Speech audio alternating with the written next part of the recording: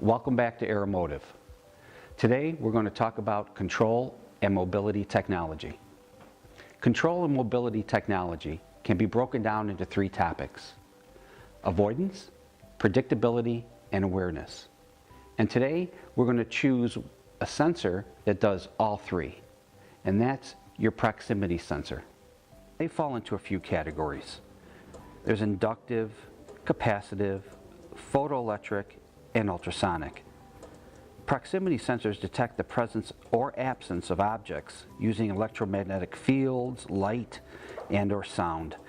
There are many types, each suited to specific applications and environments. The ultrasonic sensor has two parts: a transmitter/reducer. This emits a very high-pitched sound. The sound waves travel through the air. The human ear cannot hear this sound, and if you look close enough there, you can see a tiny speaker inside the transducer. It also has a receiver. The receiver receives the signal after it has bounced off of nearby objects. So the sensor sends out the signal and determines how long the signal takes to get back.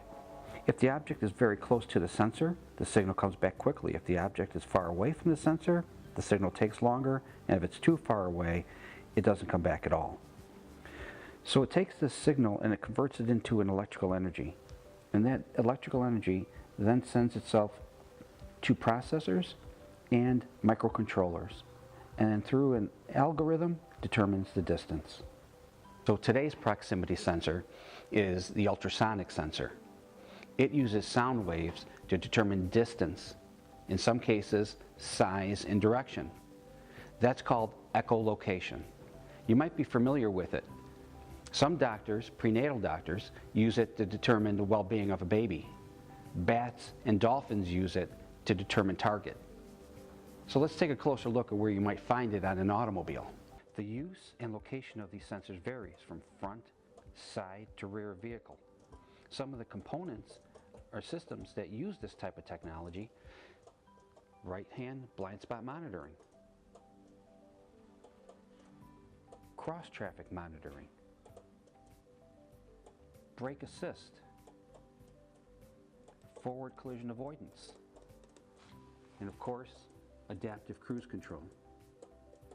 And you can see by the smartboard how interactive these sensors can be to your vehicle. Each one of them providing an input, and at this particular speed, you can see how each one of them provides data. Given the location of these sensors, they're susceptible to collision. They're susceptible to corrosion, scrapes, bumps, and of course rodent damage.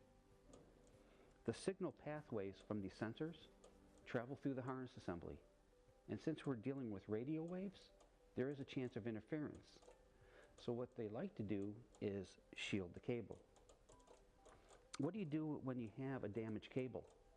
Well, as long as the damage doesn't exceed 1 inch in length and you don't have more than 25% of the shielded missing, you can apply shrinkable tubing.